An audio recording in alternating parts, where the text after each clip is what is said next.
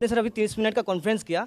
Sir conference में सिर्फ आपने मोदी जी को और उनके मित्रों को निशाना साधा, मगर सर उन जनताओं को आपने निकलने का रास्ता नहीं बताया जो लोग कर्जे में हैं। हमारी जीडीपी गिरी हुई है, देश की स्थिति बहुत ही ज़्यादा ख़राब है। उस चीज़ पे बिल्कुल भी उन जनताओं को आपने संदेश नहीं दिया कि उनको इन चीज़ों से बाहर निकलने के लिए क्या करना चाहिए। देखिए, जो भारत सरकार ने जो कर्ज लिया है, उस कर्ज के कारण प्रत्येक देशवासी 1,09,000 रुपये प्रति व्यक्ति के कर्ज में डूब गया। देश की आज़ादी से लेकर 2014 तक 55 लाख करोड़ का कर्ज लिया भारत सरकार ने, और 14 से लेकर अब तक 155 लाख करोड़ का ले लिया। तो भारत सरकार कर्ज लेती है और उस कर्ज का फ़ायदा देशवासियों को नहीं मिल रहा है। उस कर्ज का फ़ायदा सिर्फ खरबपतियों को मिल रहा है, जिसके कारण जो हमारा आर्थिक विकास का मॉडल है वो के शेप्ड रिकवरी मॉडल है।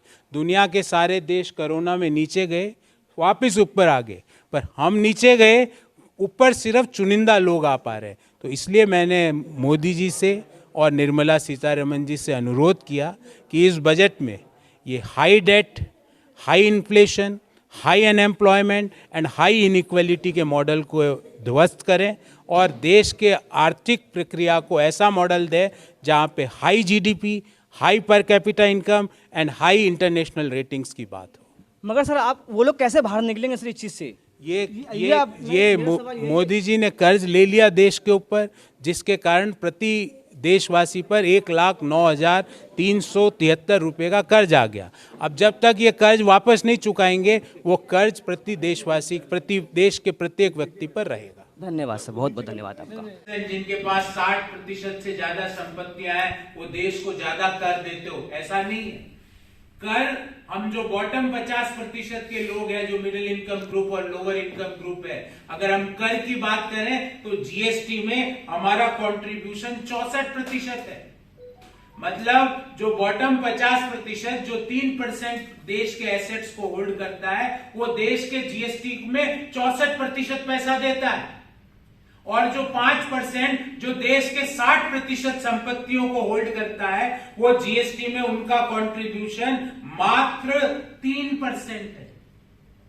3%, जो फर्स्ट 10% जो देश की जनसंख्या।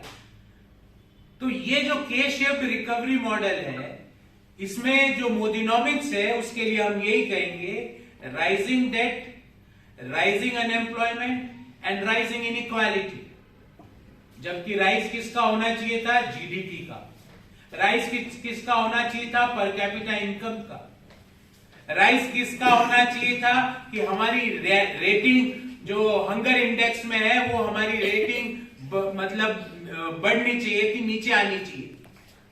तो कुल मिला के जो आज की जो प्रेस वार्ता है, वो देश की डेट के ऊपर है। अब मैं विस्तार से एक एक बिंदु, जो मैंने मुख्य बिंदु आपके सामने रखे, विस्तार से एक एक बिंदु पर अपनी बात कहूंगा। जब मोदी सरकार ने सत्ता संभाली तो देश के ऊपर टोटल कर्ज था 55 लाख करोड़ रुपया, 55 लाख करोड़ रुपीस। और 2023 मार्च 31 को अनुमानित है, भारत सरकार का आंकड़ा दे रहा हूं, अनुमानित है 155 लाख करोड़ रुपया। मतलब 55 लाख करोड़ रुपया हुआ सन 1947 से लेकर मार्च 31, 2014 तक, और मार्च 31, 2014 से लेकर मार्च 31, 2023 में हो गया 55 का 155 लाख करोड़। आजादी से लेकर 2014 तक प्रति देशवासी पर कर्ज था 43,000 रुपया, जो मार्च 2023 में भारत सरकार के आंकड़ों के अनुसार रहने का अनुमान है 1,09,373 रुपया। और मैंने पिछले 9 साल का पूरा आंकड़ा बनाया, एक टेबल आपके सामने रखूंगा। इस टेबल में प्रति वर्ष भारत सरकार ने कितना कर्ज लिया और पर कैपिटा कर्ज देशवासियों पर कैसे चढ़ा। जो मार्च 2014 में 55 लाख करोड़ का कर्ज था, वो 155 लाख करोड़ का कैसे हो गया? मोदी जी, मोदी जी, ऐसा क्या हुआ कि पिछले 9 सालों में जो कर्ज है वो 2.5 गुना से भी ज्यादा बढ़ा है। 43,124 से रुपये से बढ़कर 1,09,373 रुपया। पिछले 9 सालों में प्रति हिंदुस्तानी पर कर्ज बढ़ा है 66,249 रुपए।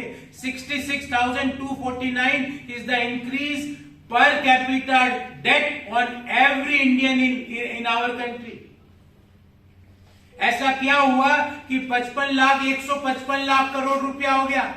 जो टोटल कर्ज 31 मार्च 2014 को 55 लाख करोड़ था, वो 155 लाख करोड़ कैसे हो गया? और ये पैसा किसके उपयोग में आया, उसका ब्यौरा दे देता हूं।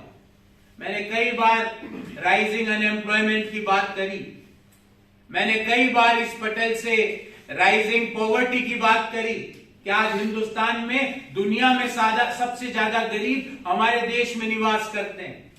पर आज आपको राइजिंग इनइक्वालिटी की बात बताता हूं कि ये कर्ज हम ले रहे हैं, हमारे प्रत्येक देशवासी के ऊपर चढ़ रहा है। 1,09,373 रुपया हम में से प्रत्येक हिंदुस्तानी पर चढ़ गया, पर उस कर्ज का फायदा हमें नहीं मिल रहा। फायदा मिल रहा है चंद लोगों को जिनकी वेल्थ बढ़ रही है, बाकी सब लोगों की वेल्थ कम होती जा रही है। और ये मैं नहीं कह रहा, जो मैंने आपको 55 लाख करोड़ से 155 लाख करोड़ बताया, ये भारत सरकार का आंकड़ा है। जो मैं अब आपको ऑक्सफैम की रिपोर्ट के अनुसार पढ़ के सुनाता हूं कि देश के 5% अमीर लोगों के पास देश की 60% से ज्यादा संपत्ति है, और नीचे के 50% लोगों के पास देश की मात्र 3% संपत्ति है, 3% वेल्थ। पर ये नीचे के 50% जिनके पास 3% वेल्थ है, वो जीएसटी देते हैं, देश की 64% वहीं से आ रही है। और जो ऊपर के 10% अमीर लोग हैं, जिनके पास देश की 70-80% की वेल्थ है, वो जीएसटी देते हैं मात्र 3%। मतलब अगर 100 रुपए जीएसटी इकट्ठी होती है, तो जो नीचे के 50% लोग हैं, उनकी तरफ से 64 रुपए इकट्ठी होती है। और जो वेल्थी लोग हैं, जिनके पास देश की 60% से ज्यादा संपत्ति है, वो सिर्फ 3% जीडीपी देते हैं। तो कर्ज ले रहे हैं हम सब लोग, आप लोग, मैं, हम जैसे करोड़ों लोग। बेरोजगारी की बात ही नहीं कर रहा, उसका विश्व रिकॉर्ड तो रोज बढ़ता जा रहा है।